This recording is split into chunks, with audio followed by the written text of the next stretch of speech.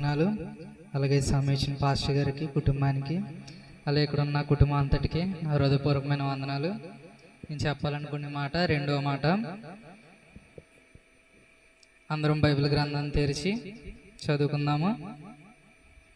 రెండవ మాట లూకా సువార్త 23వ అధ్యాయము 43వ వచనము.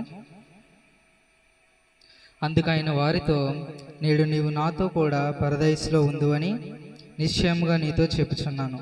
ఈ మాట మనందరికీ తెలిసిన మాటే. దేవుని కృపను బట్టి మనకి దేవుడు ఈరోజు ఈ మాట అనేది మనకిచ్చారు.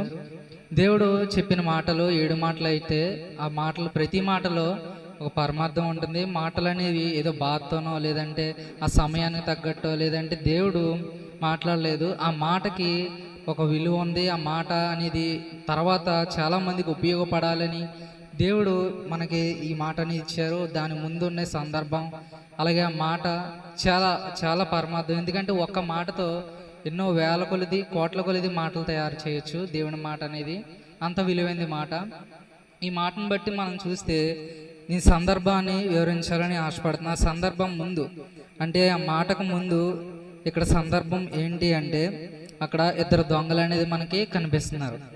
అక్కడ దేవునికి అటుపక్క ఇటుపక్క 2 దొంగలు అనేది మనకి కనిపిస్తున్నారు. అందులో మొదటిగా ఒక దొంగ అనేది వాడు మాట్లాడతారు.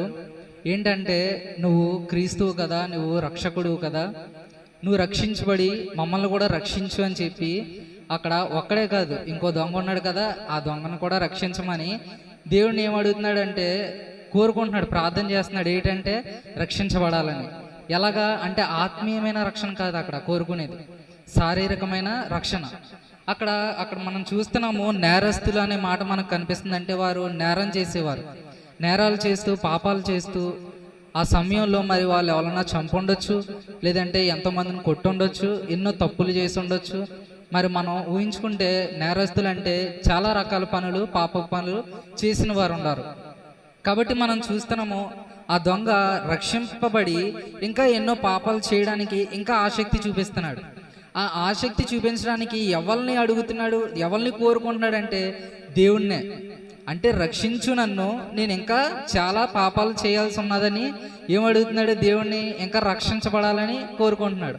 ఈరోజు మనం కూడా ఆ దొంగలాగే చాలా రకాలుగా అడుగుతున్నాం. ఏంటంటే ఏదో పాపాలు చేయాలని కాదు, దేవుణ్ణి ఏ రకంగా అడుగుతున్నామంటే చర్చికి రాకుండా చాలా రకాలుగా చాలామంది ఏం అడుగుతున్నారంటే మంచే కదా అనుకొని ఉద్యోగాలు అడుగుతున్నారు, మంచే కదా అని వ్యాపారాలు అడుగుతున్నారు. కానీ అవి దేవుడు ఇచ్చిన తర్వాత దేవుడిని మర్చిపోయి వాటిలో బిజీ అయిపోతున్నారు.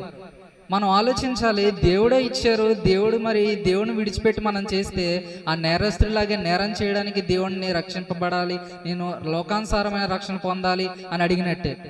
కానీ రెండో దొంగ అడుగుతున్నాడు, గద్దించి మరీ చెప్తున్నాడు, మనం చేసిన తప్పులకు ఇది ప్రతిఫలము, ఇది దేవుణ్ణి అడగాల్సిన విధం ఇది కాదు. అప్పటి వరకు ఆయన కూడా నేరస్తుడే, ఆయన కూడా ఎన్నో తప్పులు చేసిన వాడే.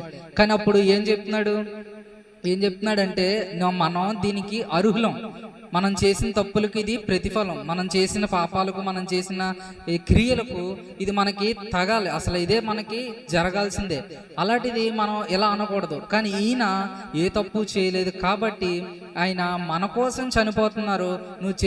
నువ్వు మాట్లాడే మాటలు మంచివి కాదని గద్దించి దేవునితో మాట్లాడుతున్నారు. ఏ విధంగా అంటే, నీవు రక్షకుడివి, నన్ను కూడా రక్షించు, నీ రాజ్యంలో నన్ను జ్ఞాపకం చేసుకో అని ఆ దొంగ దేవుడిని అడిగినప్పుడు దేవుడు ఆ మాటలు విని ఆ దొంగతో అంటున్నారు ఈ మాట, నువ్వు నాతో పాటు నా పరలోకంలో నేను ఖచ్చితంగా జ్ఞాపకం చేసుకుంటాను, నువ్వు నాతో పరదేశంలో ఖచ్చితంగా ఉంటావు అని చెప్పి ఒక మంచి మాట అనేది ఇవ్వడం జరుగుతుంది. ఈరోజు మనం కూడా ఏం అడగాలంటే ఉద్యోగాలు అడగొచ్చు, వ్యాపారాలు అడగొచ్చు, నీకు కావాల్సిన ధనం అడగొచ్చు, నీకు కావాల్సిన ఆస్తులు అడగొచ్చు. కానీ దేవునికి మించినవి కాకూడదు. అవి దేవునికి మించినవి అయితే ఆ మొదటిగా అక్కడ మనం చూస్తున్నాం కదా, ఎడమవైపు ఉన్న దొంగ అడిగినట్టే మనం పాపం చేయడానికి దేవుణ్ణి అడుగుతున్నట్టు ఉంటుంది. కానీ దేవుని కుడివైపు ఉన్న దొంగ అడిగినట్టుగా మనం అడగాలంటే దేవునికి మించినది ఏది అడగకూడదు, దేవునికి తగ్గించి ఏదన్నా అడిగితే అప్పుడు ఆ దొంగల వల్లే మనం రక్షణ పొందుతాం. ఆయన పరదేశంలో మనం ఆయనతో పాటు నివసించగలుగుతాం. కొద్ది మాటలు దేవుడు దీవించుగాక. దేవునికి స్తోత్రం.